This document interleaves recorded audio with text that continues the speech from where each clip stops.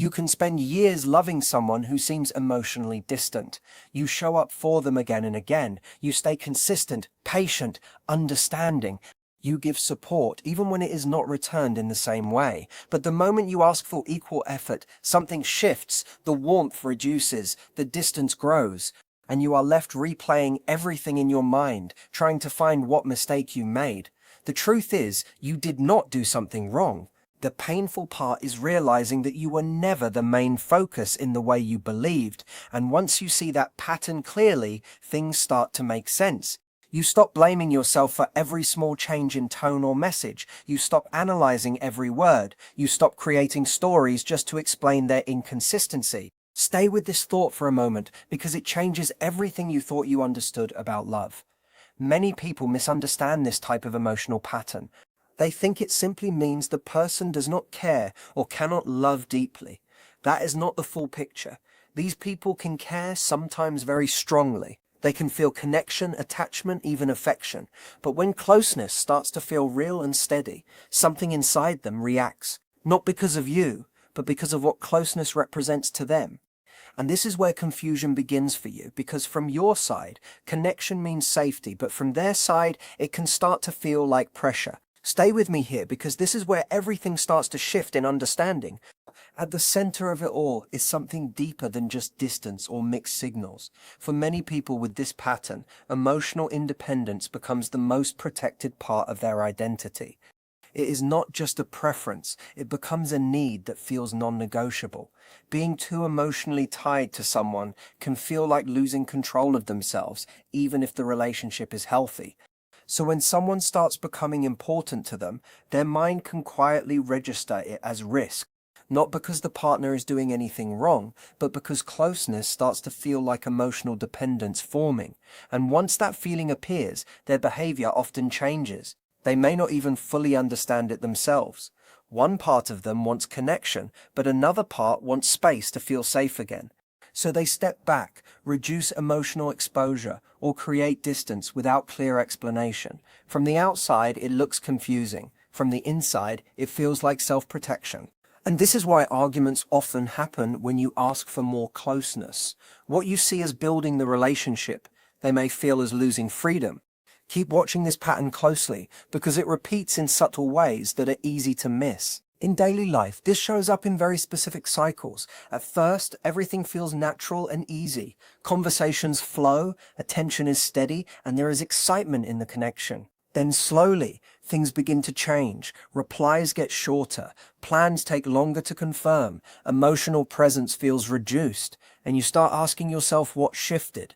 In many cases, nothing external changed. The shift happened internally for them, when the relationship started feeling real and emotionally important. That is when distance becomes their way of balancing what feels overwhelming inside. You might try harder at this point, thinking effort will fix the gap. But the more you reach forward, the more they may pull back.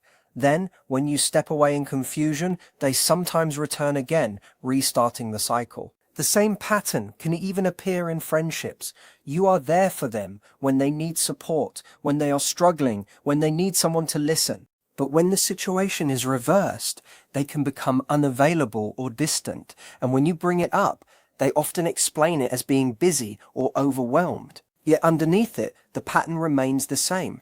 Independence feels safer than emotional reliance. And this cycle can repeat for a long time, until you start noticing the pattern, instead of just reacting to each moment. Stay with this, because recognition is the first real turning point. Eventually, the most painful part is not their distance, but how it makes you question yourself. You start wondering if you asked for too much, loved too deeply, or needed more than you should have. But the reality is simpler and harder at the same time. Their way of relating is shaped by an internal conflict between connection and self-protection. It is not a reflection of your worth or how deserving you are of love. The key question becomes whether you can stay in a dynamic where emotional closeness will always compete with the need for distance. Some people can accept that rhythm, especially if they value space in the same way. Others will feel emotionally starved in it, no matter how much understanding they try to apply. And that is where clarity matters, because real connection should not feel like constant guessing or emotional instability. If you are in this situation, Pause and look at the pattern instead of the hope. Notice what is actually happening, not what you wish would happen. And remember this clearly, their withdrawal is not a measurement of your value. It is a reflection of how they manage closeness itself. Stay with this final thought, because understanding it can change how you move forward from here. Their reactions often come from a deep internal belief that emotional closeness is unsafe. When someone gets too close, their first instinct is not comfort, but distance. Step back, pull away, create space. And this pattern usually didn't begin with you. It was already there long before you entered their life. It's not something you created, and not something you can simply undo by being more patient or more understanding. This is where boundaries become important. Without them, the cycle keeps repeating in the same way. Avoidant behavior often pushes limits, testing how far they can go while still having access to you. So clarity is necessary. You have to be direct about what you need. Say it simply, without confusion. I need consistent communication. I need clarity about us. I need to feel valued in this connection. And if that cannot happen, I will step back. But here's the key. Those words only matter if they come with action. If there are no consequences, the pattern continues. Because if someone learns they can give minimal effort and still keep you, they will stay exactly there. Watch this closely, because this is where most people get stuck. Then comes the harder question, the one most people avoid. Can you actually live inside this dynamic long term? Or are you holding on because you hope they will eventually change into someone more consistent, more available, more emotionally present? That hope can quietly keep you stuck for years. And the truth is uncomfortable but important. Deeply avoidant patterns don't shift overnight. Some people grow more aware over time. Some learn through reflection, through experience, sometimes through therapy or deep self-work. That kind of change is real, but it is usually slow and uneven. The core instinct to protect independence often remains, so you have to be honest with yourself. Can you accept them as they are right now? Not the potential version, not the future version, the present version. Can you handle the inconsistency without losing yourself? Can you build emotional safety in something that may not offer it consistently? Because if you stay based on what you hope they will become, you will keep getting disappointed. But if you stay with clear eyes, you at least know the reality you are choosing. And something shifts the moment you stop arguing with reality. You start releasing pressure. You stop chasing. You stop trying to fix what was never in your control. Stay with this because it changes how you see everything. This is also where the anxious avoidance cycle becomes clear. One person reaches for closeness, reassurance, and emotional stability. The other instinctively steps back when those needs appear. And slowly a pattern forms. One person gives more and more energy, trying to hold the connection together. The other protects themselves by creating distance whenever things feel emotionally intense. From the outside, it looks like misunderstanding, but inside the relationship, it feels like imbalance. You keep adjusting, overthinking, trying new ways to communicate, trying to say things more gently, more clearly, more perfectly, and still the gap remains. Meanwhile, the other person may feel overwhelmed by what they see as pressure, even when the needs being expressed are normal human needs like consistency, honesty, and emotional presence. Over time, frustration builds on both sides. One feels abandoned, the other feels restricted, and yet the cycle continues. Until eventually something breaks. Either emotional exhaustion sets in, or one person finally speaks up after holding everything inside for too long. And then comes confusion. How did it get here? But the truth is, it was never sudden. It was gradual, quiet, repeating. Stay with this thought, because it reveals the real structure underneath the chaos. At the deepest level, this isn't just about distance or love or timing. It's about emotional capacity and emotional fear. Many people with strong avoidant patterns can feel love, care, even deep attachment. But their ability to stay close has limits shaped by how much emotional independence they believe they need to feel safe. Think of it like an invisible boundary. Inside that space, connection feels okay. Outside of it, closeness starts to feel overwhelming. And when that limit is crossed, the instinct is to pull back without fully understanding why. Not because the feelings are fake, but because the system they rely on is trying to restore safety. This is why trying harder rarely solves the issue. More closeness can sometimes trigger more distance, so the real question becomes not whether they feel something, but whether they can stay present when connection deepens. And on the other side, you also have to look inward. Are you staying because of what is real today, or because of what you hope might eventually change? Awareness is the turning point, because once you see the pattern clearly, you stop personalizing it. You stop believing it is all about your worth, and you start making decisions based on truth instead of hope. Other times, it's simply an old survival pattern repeating itself without awareness. If you notice avoidant tendencies within yourself, it's important to ask yourself some very honest questions. What am I truly afraid of here? Am I afraid of being controlled by someone else? Am I afraid of losing my identity in a relationship? Am I afraid of rejection or being left behind? Or maybe, am I afraid that if someone really gets close to me, they will see something in me that is not enough? These fears often sit underneath avoidance without being fully noticed, and until they are acknowledged, the same emotional patterns tend to repeat in different relationships. You create distance from people who genuinely care. You convince yourself that being completely independent is the safest option. On the outside, your life may look stable, successful, even controlled, but inside, there can be a quiet sense of disconnection that never fully goes away. Stay with this for a moment, because it gets deeper than it first appears. What people rarely talk about is how loneliness can slowly grow in this pattern. Over time, emotional walls become stronger than emotional connections. Freedom starts to feel like the only safe space. But underneath all that protection, there is often a part that still wants to be seen, understood, and valued by someone real. The difficulty is that fear becomes louder than desire. The fear of getting hurt starts to outweigh the need for closeness. So people begin to pull away before things can go too deep. And later, they look around and wonder why relationships don't last or don't feel meaningful. It becomes easy to believe that others are too demanding or too emotional. But often the deeper truth is simpler. No one is ever allowed close enough to stay long enough to matter. And that creates a cycle that feels safe but also empty.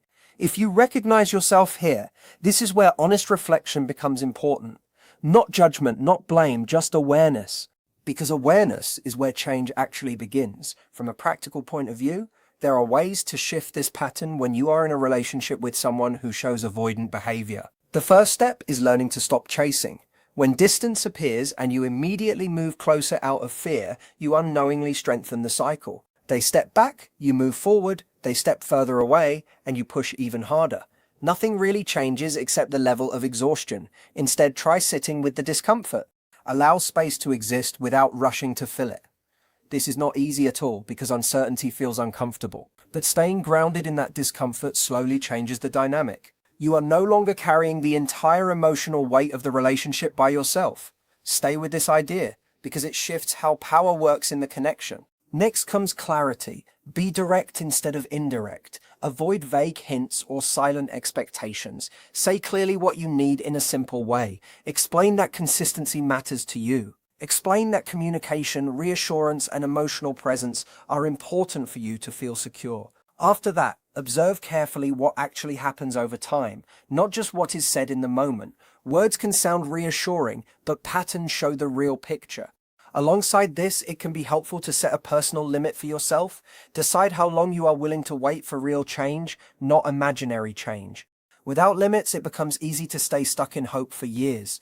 A clear timeline brings you back to reality and protects your emotional energy. At the same time, focus on your own healing. Understand your attachment style. Build your self-worth. Notice why emotionally distant people may feel familiar or even comfortable. The more self-awareness you build, the less likely you are to repeat the same cycle with different people. Stay with this thought because it brings responsibility back to you in a healthy way. And then there is acceptance, not of pain, but of reality. Let go of the version of the relationship that only exists in imagination. Stop believing that if you love harder, they will automatically become more present. Look at what is actually happening today, not what might happen someday. And from that place, make your decision. There is also an important distinction people often miss. Someone who is avoidant usually shows a pattern of coming close and then pulling away again, over and over. Someone who is simply not interested tends to stay consistently distant without returning. Avoidance is often a cycle. Lack of interest is often steady. Understanding this helps remove confusion and stops you from misreading mixed signals as hidden potential. It also helps separate avoidant behavior from personality traits like introversion. Being introverted is about needing alone time. Avoidance is about fear of emotional closeness. They are not the same thing. Even being busy or focused on work does not automatically mean avoidance, although for some people, constant busyness becomes another form of emotional distance. Stay with this carefully, because labels alone never tell the full story. Finally, protecting your emotional well-being has to come first. Staying too long in a dynamic where your needs are consistently unmet can slowly affect your confidence and self-esteem. Even if their distance comes from their own internal struggle, it can still feel like rejection over time. That is why your emotional health matters more than trying to understand every detail of their behavior. Walking away can feel difficult at first. You may replay memories, question your decision, and wonder if you gave up too soon. But as time passes, something often changes. The emotional weight begins to lift. The constant anxiety starts to fade. You begin to feel like yourself again. And slowly, space opens for healthier connections where communication is steady, presence is consistent, and emotional safety is mutual. Leaving is not failure. It is choosing yourself when the relationship stops choosing you in the same way. And that choice, as hard as it feels in the moment, often becomes the beginning of real peace. Other times, it's simply an old survival strategy repeating itself in silence, without conscious awareness. If you recognize avoidant tendencies within yourself, then the real work begins with honesty. Ask yourself questions that are not comfortable but necessary. What am I truly afraid of in closeness? Am I afraid of being controlled or emotionally trapped by someone else? Am I afraid of losing my independence, my identity, my sense of self? Am I afraid of rejection or being abandoned after I open up? Or deeper still, am I afraid that if someone truly sees me as I am, I won't be enough? These questions don't come from surface behavior. They come from patterns that were never fully healed, only managed. And until they are faced directly, the same cycle continues in different forms. You move away from people who care. You tell yourself independence is safety. You build distance before connection can deepen. Stay with this for a moment, because this is where insight begins to form. Over time, something else happens that people rarely speak about clearly. Emotional distance can slowly turn into emotional loneliness. The walls that were built for protection become permanent structures. Independence starts to feel like the only stable ground. Yet underneath that strong exterior, there is still a human need that does not disappear. The need to feel seen, accepted, and emotionally connected to someone real. But fear becomes louder than desire. The fear of being hurt, controlled, or overwhelmed begins to outweigh the natural need for closeness. So the pattern repeats. You step back before anyone gets too close. You maintain control by limiting emotional access. And later, you may look at your relationships and wonder why they never last, or why they never feel deeply satisfying. It becomes easy to assume others are too needy or expect too much, but often the deeper reality is simpler and more uncomfortable. No one has ever been allowed close enough to build something lasting. And if this feels familiar, pause here, because recognition is already a shift. Now, if you are in a relationship with someone showing avoidant patterns, there are practical steps that can change the dynamic, but only if they are applied consistently. First, stop chasing. Every time distance appears and you immediately rush in to fix it, reassure it, or pull them back, you unknowingly strengthen the cycle. They withdraw, you pursue. They withdraw more, you pursue harder, and the gap expands instead of closing. Instead, learn to sit with uncertainty. Let silence exist without immediately filling it. Let space exist without panic. This is not easy, because the nervous system wants resolution, but tolerating that discomfort changes the emotional balance of the relationship. You stop being the only one carrying the connection. Stay with this, because this is where the pattern begins to break. Next, clarity becomes essential. Do not rely on hints, assumptions, or indirect communication. Be simple and direct about what you need. Say things like, consistency matters to me. Communication is important. I need emotional presence and clarity in this relationship. Then observe not just responses in the moment, but long-term behavior.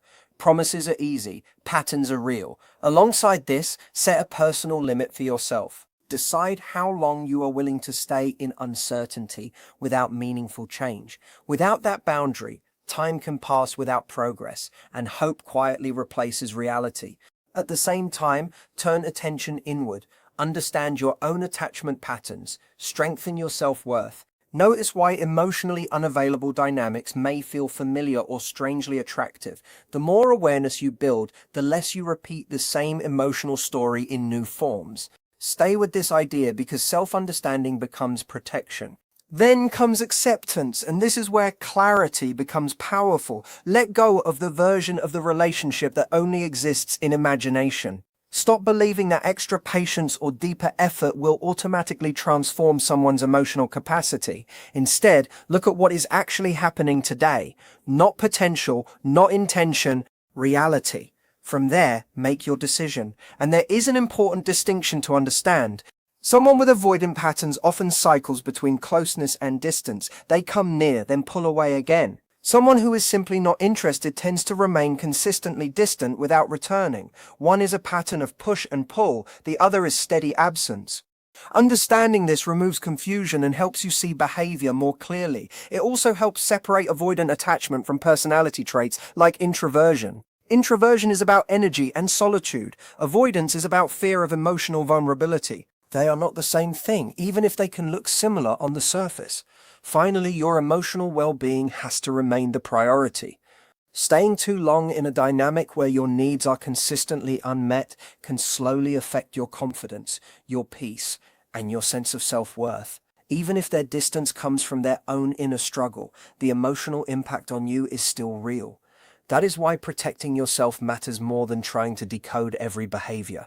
Walking away may feel difficult at first. There may be confusion, memory, attachment, and doubt. But over time, something often shifts. The pressure reduces. The anxiety softens. You begin to feel like yourself again. And slowly, space opens for relationships where effort is mutual, communication is steady, and emotional safety is shared. Leaving is not loss. It is alignment with your own needs, and that is where real stability begins.